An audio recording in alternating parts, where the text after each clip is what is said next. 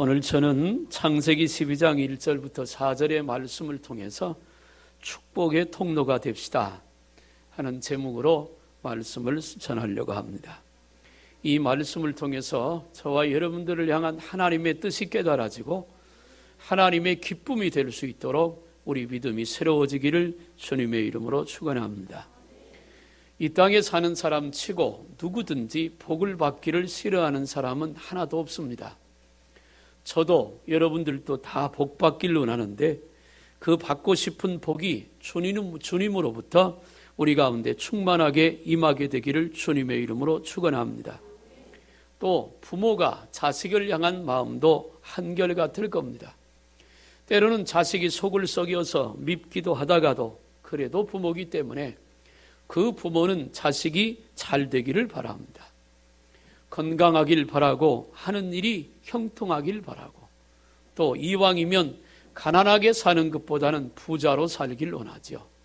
그것이 자식을 향한 부모의 마음입니다. 그러면 성경에서 우리의 영원한 아버지 되시는 하나님께서 우리를 향한 마음은 어떠실까요? 마태복음 7장에서 기도에 대해서 말씀하면서 이렇게 말합니다. 어떤 부모가 자식이 떡을 달라 하는데 돌을 줄 부모가 어디 있겠고 생선을 달라고 하는데 뱀을 줄 부모가 어디 있겠느냐. 그러면서 말합니다. 하물며 너희 아버지일까 보냐. 모든 부모가 자식에게 좋은 것을 주기를 원하는 것처럼 우리의 영원한 부모 되시는 우리 아버지신 하나님도 저와 여러분들에게 좋은 것으로 그것도 넉넉하고 풍성하게 주기를 기뻐하시는 줄로 믿으시길 바랍니다. 우리 하나님의 마음은 그렇습니다. 부모가 자식을 출가했습니다. 아들을 장가 보내고 딸을 시집 보냈어요. 그러면 부모의 마음은 그저 행복하게 잘 살았으면 하는 그런 마음이죠. 마찬가지로 우리 아버지 되시는 하나님은 우리를 향해서 우리가 이 땅에서 행복하게 살길 원하고 평화롭게 살길 원하고 잘 살기를 원하는 것이 우리의 아버지의 뜻인 줄로 믿습니다. 그럼에도 불구하고 때로는 우리가 행복하지 못하고 어렵고 힘들 때가 있습니다. 아버지는 부족함이 없는데 아버지는 모든 것을 다 주길 원하는데 그걸 제대로 받지 못해서 혹은 그 하나님의 은혜를 입지 못해서 아버지가 원하는 대로 살아드리지 못하는 연약함도 또한 우리에게 있습니다. 갈라디아서 3장 8절에 아브라함에 대해서 하나님께서 말합니다. 아브라함에게 복음을 전하되 모든 이방인이 나로 말미암아 복을 받으리라 하였느니라. 아브라함 때문에 모든 사람들이 복을 받게 된다는 말이죠. 나는 이렇게 얘기하고 싶어요. 예수 믿는 저와 여러분들 때문에 다른 사람이 복 받게 되길 바랍니다. 나 때문에 내 남편이 복을 받고 나로 인하여 내 아내가 복을 받고 예수 믿는 부모로 인하여 자녀가 복을 받고 예수 믿는 나로 인하여 내 주변 사람들이 복을 받고 예수 믿는 내가 머무는 직장이 나로 인하여 복을 받고 우리가 만나는 사람이 나로 인하여 복을 받게 되는 축복의 통로가 저와 여러분들이 되기를 주님의 이름으로 축원합니다. 창세기 12장 1절은 믿음의 출발을 말합니다.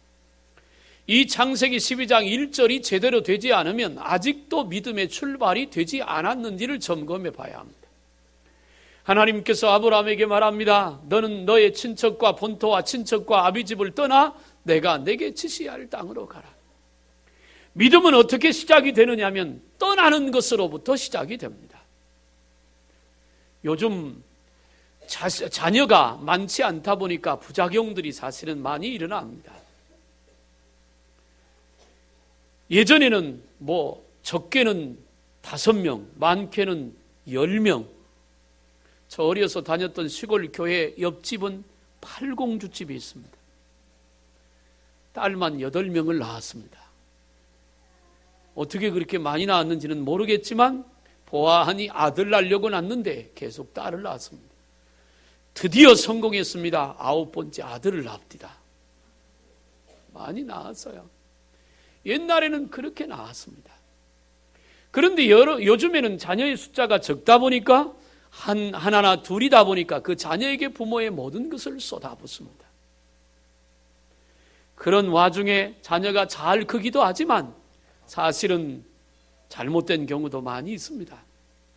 부모에게 일방적으로 받다 보니까 부모에 대한 소중함을 몰라서 자식이 부모를 쉽게 여기는 경우도 종종 보아집니다. 사랑하는 여러분, 우리가 하나님을 섬길 때 나를 낳아서 길러주신 부모에 대한 사랑도 잊지 않아야 하고, 또 하나님이 나를 구원해 주신 그 구원의 사랑도 잊지 않아야 할 줄로 믿습니다. 그것이 바른 믿음의 삶이에요. 그런데 중요한 것은 이 믿음에서 온전히 떠나는 자, 믿음을 온전히 출발하려면 떠나야 합니다. 본토와 친척과 아비집. 그게 뭐냐면 예전에 예수 믿기 전에 갖고 있었던 죄악된 것들입니다. 욕심도 떠나야 합니다. 우상 숭배도 떠나야 합니다. 혈기와 분노도 떠나야 합니다. 세상을 향한 사랑도 떠나야 합니다. 그걸 떠날 때부터 비로소 믿음이 출발이 되는 겁니다. 예수를 10년 믿었어도 그걸 떠나보내지 않고 아직도 붙들고 있으면 미안하지만 믿음이 출발되지 못한 것입니다. 그리고 믿음이라는 것은 하나님이 인도할 줄로 믿고 가는 겁니다. 이쪽으로 오른쪽으로 5m 가다가 왼쪽으로 10m 가면 거기가 맞다. 지도를 그려주면서 그 길을 가라고 하면 참 좋겠는데, 오늘 1절에 보니까 내가 내게 지시할 땅으로 가라. 지시한 땅이 아니라 지시할 땅.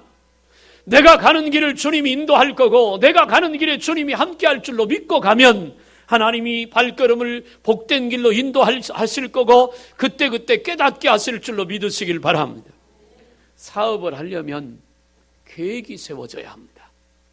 자금 조달은 어떻게 할 것이고 운영은 어떻게 할 것이고 또 어느 자리에 어떻게 무슨 장사를 할 것인가 계획이 분명히 세워져야 합니다. 시작을 해서 두세 달 어려우면 그 자금 융통은 어떻게 할 것이고 그 이후에는 그 어려움을 어떻게 헤쳐나갈 것인가 기본적인 계획이 세워지지 않으면 사업은 시작할 수 없습니다. 그런데 믿음은 계획이 아닙니다. 믿음은 계획이 아니고 믿음은 하나님과 동행이고 믿음은 하나님의 인도입니다. 우리가 그걸 알아야 합니다.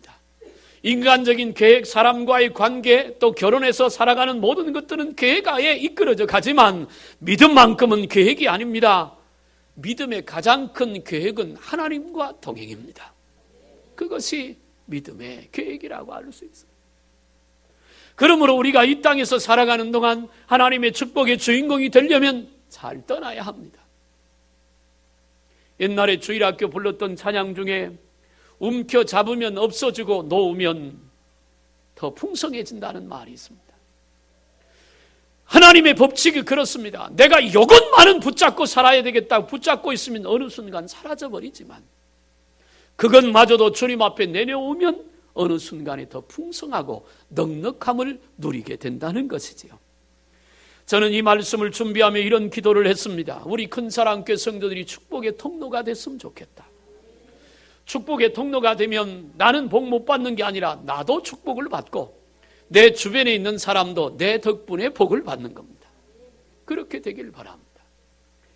기도가 잘 안 되는 사람이 있으면 기도에 능력이 있는 사람 옆에 앉으면 기도가 덤으로 됩니다.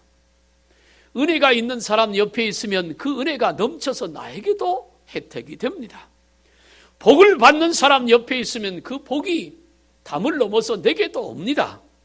그런데 반대로 은혜가 없는 사람 옆에 있으면 내 은혜가 소멸될 수도 있습니다.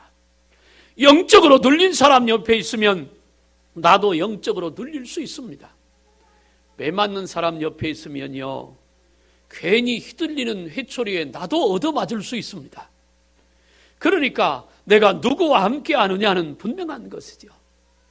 우리가 축복의 통로가 되면 나도 복을 받고 내 주변에 내가 만나는 사람에게도 복이 임하게 될 줄로 믿으시길 바랍니다.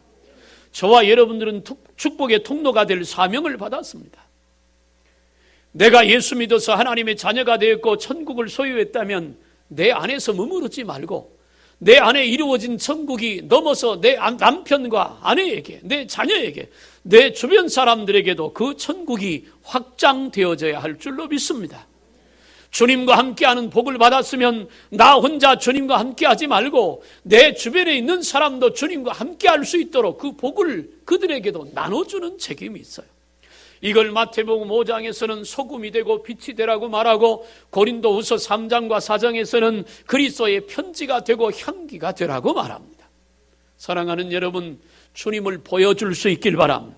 주님을 나눠줄 수 있길 바랍니다. 내가 받은 복을 다른 사람에게 베풀어주고 나누어줄 때 나는 더 풍성하게 체험받는 하나님의 축복이 있게 될 줄로 믿으시길 바랍니다. 그러면 복이란 뭐냐는 거예요. 복이 뭘까요? 복이. 보통 우리가 생각하는 복은 가난하게 살던 사람이 부자가 되는 게 복입니다. 나는 원하기는 여러분들이 좀 부자로 살았으면 좋겠습니다. 아멘 하는 거 보니까 별로 생각이 없는 거 본 것 같은데 그래도 복은 받으세요. 또 어떤 사람은 복을 출세라고 생각합니다. 남들보다 높은 지위에 앉아서 높은 좋은 직업을 갖고 사는 사람, 그 복이라 그래요. 여러분 출세하시길 바랍니다. 그런 복이잖아요. 또 어떤 분은 복은 이렇게 생각합니다. 몸이 아팠는데 어느 날 병이 나와서 건강해졌습니다. 그것도 복이라고 생각합니다. 난 여러분들이 아픈 분들은 다 예수 이름으로 고침받고 건강해지길 바랍니다. 그것도 복입니다. 또 어떤 분들은 복이 뭐냐? 자식이 공부 잘하는 것이 복이라고 생각합니다. 지난주에 초등학교 시험이 있었습니다. 애들을 학원을 보내고 막 그러는 걸 신방할 때 봤습니다. 내가 그랬어요. 애들 좀 그냥 두라고. 초등학교 때는요, 공부 잘하는 게 중요한 게 아니고 건강하게 잘하는 게 중요한 겁니다. 목사님 책임질 겁니까? 나 책임 안 져요. 그렇지만 그게 중요한 거예요. 초등학교 때는 좀 실컷 마음껏 놀게 하는 게. 옛날에 개구장이라도 좋다, 건강하게만 자라다오. 어느 날부터 그 말이 없어졌어요. 근데 그 말이 아이들한테는 참 맞는 얘기입니다. 몸이 건강하고 마음도 건강하고 정신도 건강하게 자라는 게 중요하잖아요. 초등학교 때 100점 맞아봐요. 중학교, 고등학교 소용없지. 다 해봤잖아요, 우리. 그거 별로 중요하지 않아요. 초등학교는 건강하게 자라다가 기본적인 거 하다가 이제 중학교 들어가고 고등학교 들어가면 공부하게 되는데요. 어떻든 부모의 소망은 자녀가 공부 잘하는 겁니다. 그런데 공부 잘하는 것이 다 복일까요? 꼭 그런 것만도 또 아니잖아요. 몸이 아프지 않고 건강한 것만이 다 복일까요? 그럴 수도 있지만 꼭 그렇지만도 않더라고요. 가난하다가 돈이 많은 게 다 복일까요? 그럴 수도 있지만 다 그런 것도 아닙니다.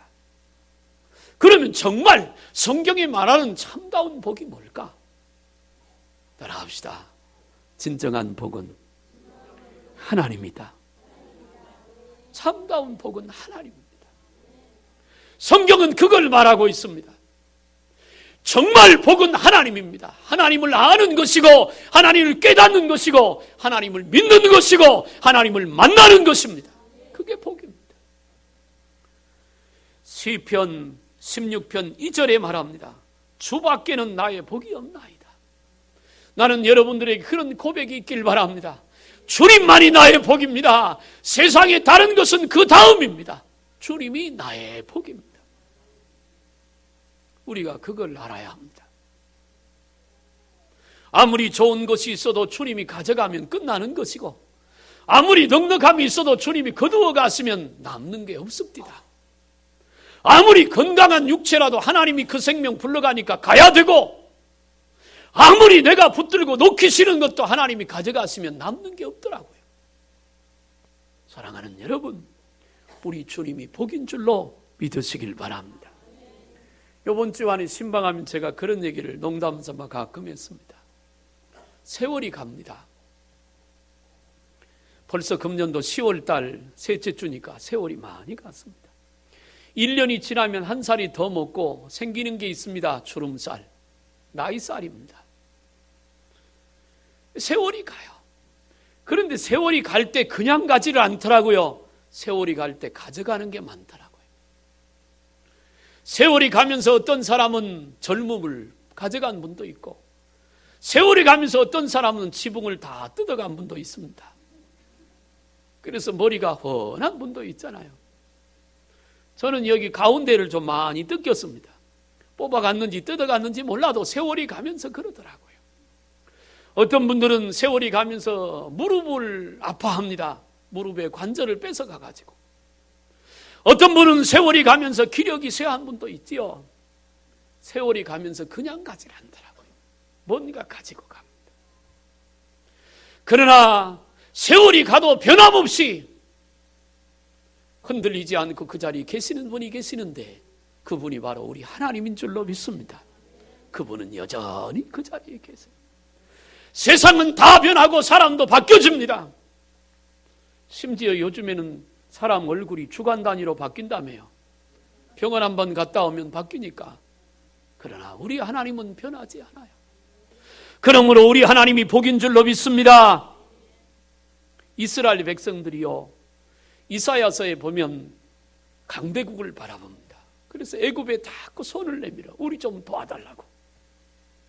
애굽의 군사력을 의지하고 애굽의 그 큰 경제력을 의지합니다. 유다 나라는 작잖아요.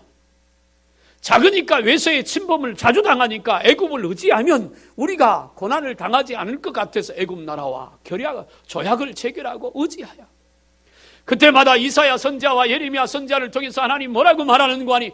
애굽을 의지하지 마라. 애굽을 의지할 건 아니다. 애굽을 의지하다가 너희가 망한다. 하지 마라.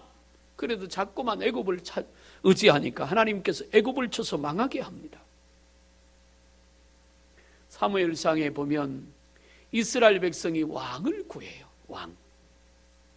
사무엘 선지자를 찾아가가지고 우리에게도 왕을 주소서. 왜냐하면 하나님이 그제까지 직접 통치를 하다 보니까 하나님이 무섭거든요. 그러니까 왕을 달라고 졸라요.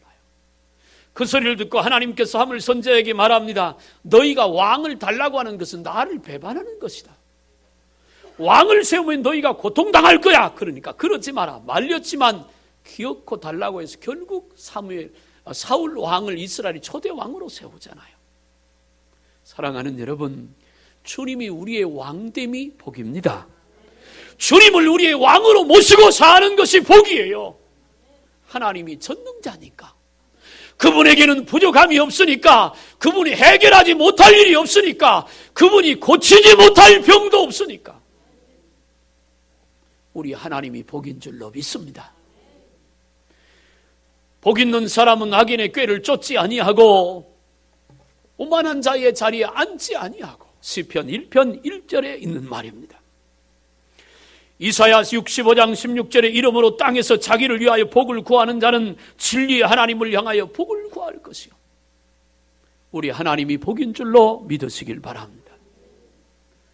두 번째, 그러면 그 복이 우리 안에 있어요. 예수를 믿으면 주님이 우리 안에 거하신 줄로 믿습니다. 그러면 우리가 복을 받았잖아요. 옆에 분들하고 한번 얼굴 보면서 하십시다. 집사님 복 받은 사람이에요. 시작. 한 번 더 하세요. 집사님 복 받았기 때문에 눈 크게 뜨시고 귀 열고 들어야 합니다. 아멘. 우리는 복 받은 사람. 할렐루야. 그러면 성경은 복을 받되 그 복을 우리 안에 나만 담고 살라고 말하느냐? 아닙니다. 우리가 예수를 모셔서 복을 받았으면 우리를 통해서 다른 사람에게 그 복이 전파되어져야 하고 나누어져야 할 줄로 믿습니다. 그래서 우리는 축복의 통로가 되어야 된다는 말입니다. 오늘 본문의 3절에 여호와께서 아브라함에게 말합니다. 너를 축복하는 자에게는 내가 복을 내리고 너를 저주하는 자는 내가 저주하리니 땅의 모든 족속이 너로 말미암아 복을 얻을 것이니라. 너 때문에 다른 사람이 복 받을 거야. 여러분 집사님 때문에, 권사님 때문에, 여러분 때문에 다른 사람, 여러분 주변에 있는 사람이 복을 받게 될 줄로 믿으시길 바랍니다. 어떤 사람이 직장에 들어갔습니다. 새로 직장을 잡아 직장을 들어갔는데 직장이 일감이 없어서 위태합니다. 그만둘까 말까 고민을 하다가 어느 날 기도하는데 하나님께서 깨달음을 줍니다. 네가 그 회사에 들어간 것은 네가 그 회사를 살려고 하나님이 사명 따라 보냈다라고 하는 거예요. 그래서 그날부터 기도하기 시작합니다. 하나님, 예수 믿는 내가 이 회사에 들어왔으니까 나 때문에 이 회사가 살게 하옵소서. 기도했더니 그 회사가 살아났습니다. 얼마든지 그런 일이 있고 실제로 그런 일들이 있었습니다. 이게 축복의 통로로서 사명을 갖고 살아가는 성도의 삶의 자세입니다. 아무도 예수를 믿지 않습니다. 그런데 그 가운데서 나를 예수 믿는 사람을 거기에 넣었습니다. 왜요? 그 사람들을 구원하려고 하는 하나님의 사명이 나에게 있는 줄로 믿으시길 바랍니다. 예수 믿는 나 때문에 그 회사가 망하려고 해도 예수 믿는 내가 거기 있으니까 하나님께서 나를 봐서 그 직장을 살려주는 겁니다. 믿어지십니까? 이것이 창세기 39장에 있는 말입니다. 창세기 39장 1절부터 6절에 보면 요셉이 복을 받는 장면이 있습니다. 노예로 팔려간 그가 보디발 장군의 집에 노예로 팔려들어갔어요. 보디발 장군의 집에 가서 노예로 일을 하는데 그 보디발 장군과 주변 사람들이 봅니다.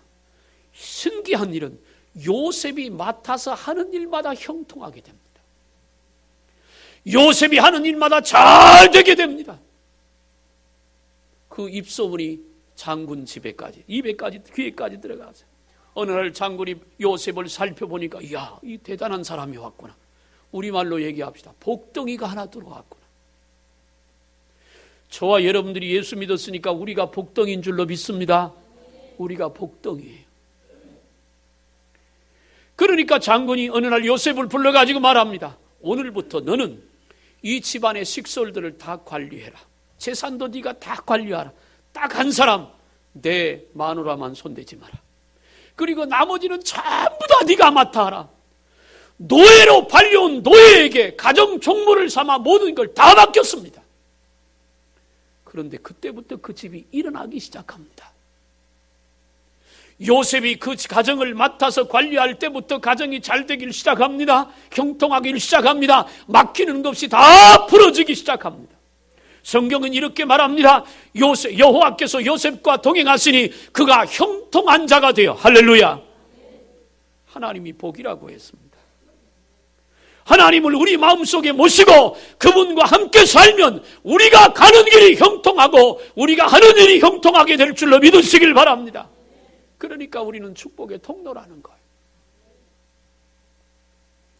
어디를 가든지 당당하게 사시길 바랍니다.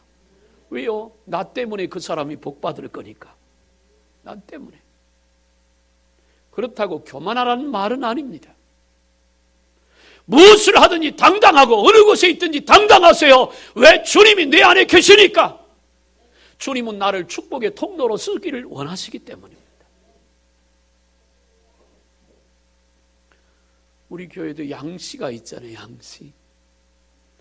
한국 기독교에 최초로 복음을 받아들였던 사람들 중에 양경일, 양덕남이라고 하는 두 젊은 청년이 있었다 합니다. 기독교 초창기에 이 두 분은, 그 중에 하나는 목사가 됐고 한 분은 권사가 됐어요. 양씨 집안에. 그 이후에 많은 세월이 지난 다음에 양씨 집안을 전수조사를 해보니까 그 후손들 중에 99%가 예수를 믿는다 합니다. 대단한 거 아닙니까? 그렇게 생각하면 우리 할아버지가 일찍 예수 믿으시지 늦게 믿어갖고, 여러분, 그게 바로 축복의 통로입니다. 혹시 여러분 중에 여러분 집안에 나만 예수 믿는 분 계시거든 소망을 갖길 바랍니다. 여러분의 집안에, 여러분의 후손에, 여러분의 형제와 부모에게 축복의 통로가 여러분을 통해서 열려지기 시작했습니다. 온전히 구원받을 때가 반드시 올 것이고 여러분과 여러분의 후손들에게 하나님의 축복의 역사가 있게 될 줄로 믿으시길 바랍니다. 그래서 주님이 복인데 그 주님을 모신 우리가 축복의 통로가 되었습니다. 그럼 구체적으로 복에 대해서 조금 더 깊이 생각해 보려고 합니다. 뭐가 복일까요? 첫째는 따라합시다. 예수 그리스도가 복이다. 아멘. 예수님이 복입니다. 십자가에서 우리 죄를 대속하시고 죽으신 예수님이 복입니다. 예수님이 능력입니다. 예수님이 권세고 예수님이 승리인 줄로 믿으시길 바랍니다. 아브라함을 통하여 복이 흘러내려왔고 우리를 통하여 복이 흘러내려가고 있습니다. 하나님의 복은 예수 그리스도십니다. 예수님만이 죽은 자를 살리십니다. 예수님만이 저주에서 구원하시고 예수님만이 울인 자의 위로가 되시고 길 잃은 자에게 길이 되십니다. 예수님은 헐벗은 자에게 옷이 되고 굶주린 자에게 빵이 되십니다. 예수님은 갇힌 자에게 자유가 되시고 약한 자에게 강함이 되시는 분인 줄로 믿습니다. 예수님은 죽은 자의 부활이 되시고 병든 자에게 고침이 되시는 분입니다. 예수님은 눈먼 자에게 광명이 되시고 없는 자에게 풍성함이 되시는 분이십니다. 예수님은 천한 자에게 높음이 되시고 잡힌 자에게 도임이 되시고 눈먼 자에게 빛이 되시고 추한 자에게 정결함이 되시는 분이 예수님인 줄로 믿으시길 바랍니다. 슬픈 자에게 기쁨이 되시는 분이 예수님입니다. 절망한 자에게 소망이 되시는 분이 예수님이시고 멸망자에게 구원이 되시는 분이 예수님이십니다. 예수님은 만민들의 구주가 되시고 만왕의 왕이시고 심판하실 주님이 되시며 우리의 영원한 능력이 되시는 줄로 믿으시길 바랍니다. 예수가 복입니다. 예수님이 복. 우리가 예수님을 떠나서 무엇을 할 수 있고 예수님을 떠나서 어디를 갈 수 있겠어요? 내 말이 너희 안에 있고 너희가 내 안에 있으면 무엇인지 구하라. 그리하면 내가 시행하리라. 할렐루야. 우리 주님이 하신 말씀이에요. 사랑하는 여러분, 예수 그리스도가 복입니다. 그분 붙들고 사십시오. 예수 그리스도 붙들고 살면 역사가 있습니다. 두 번째 복은 따라합니다. 말씀이 복이다. 하나님의 말씀이 복입니다. 어디 가야 될지 모른다고요? 말씀 따라가십시오. 거기에 답이 있습니다. 어찌해야 모른다고요? 하나님의 말씀 쫓아가면 길이 열려집니다.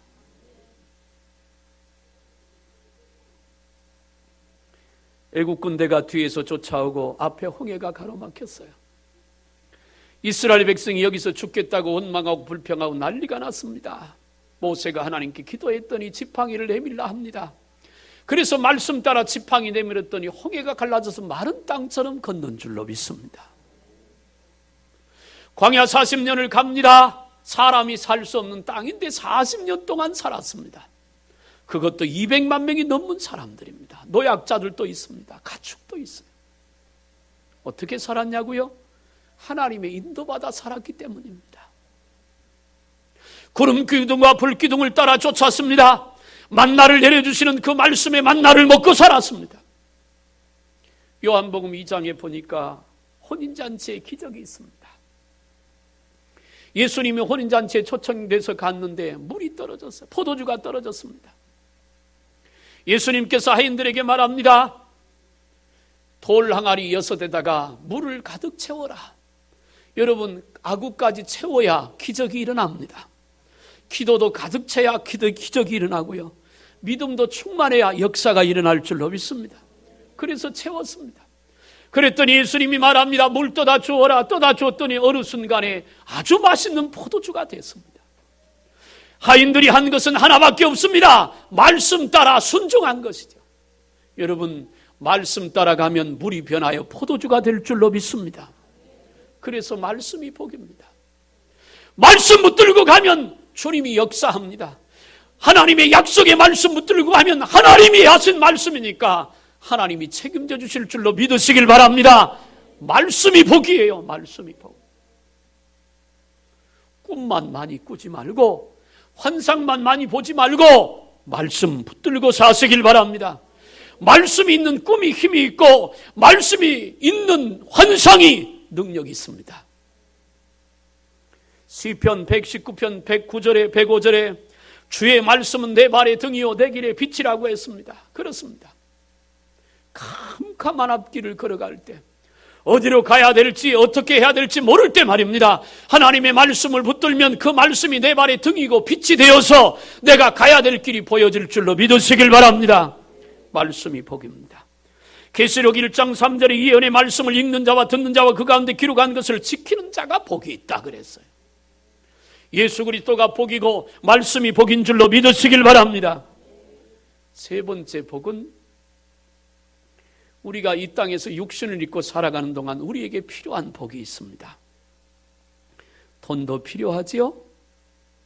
안 필요해요? 돈도 필요합니다.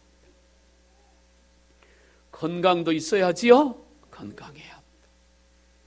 하는 사업도 잘 돼야지요? 제가 매일 새벽 예배마다 기도하는 게 하나 있습니다.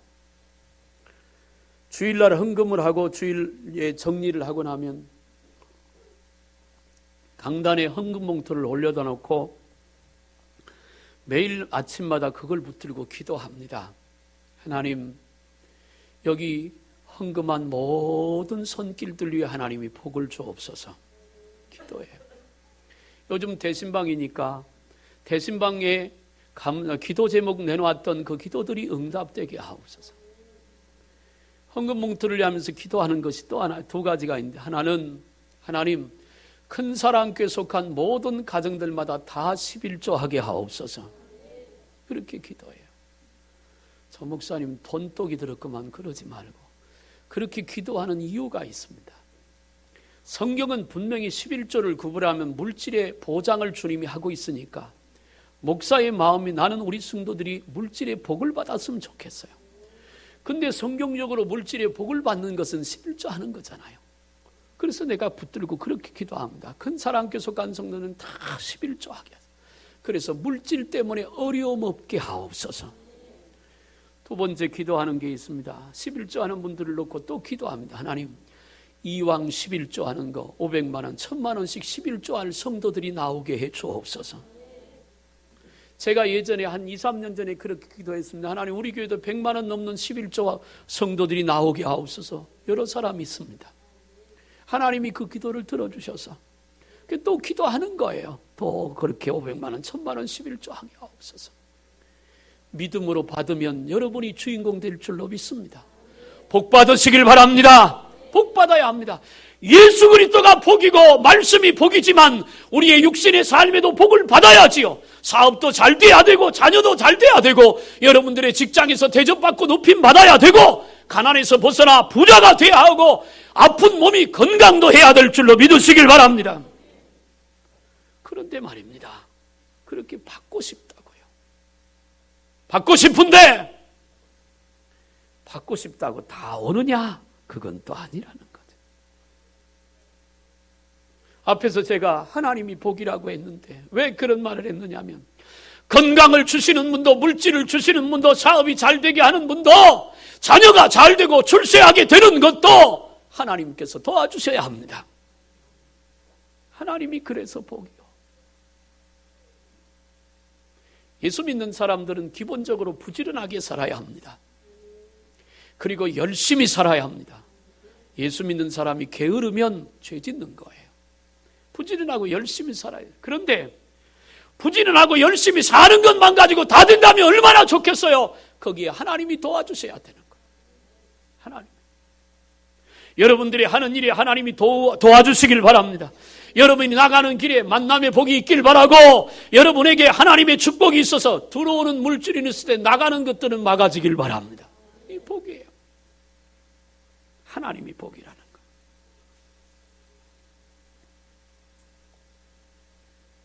록펠러가 말입니다.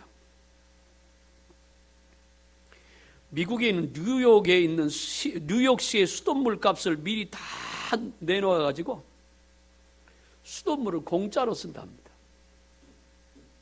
아산시 수돗물을 앞으로 100년 동안 낼 수도비를 누가 좀 다 낼 사람이 우리 교회에서 나왔으면 좋겠습니다. 얼마 안 되나?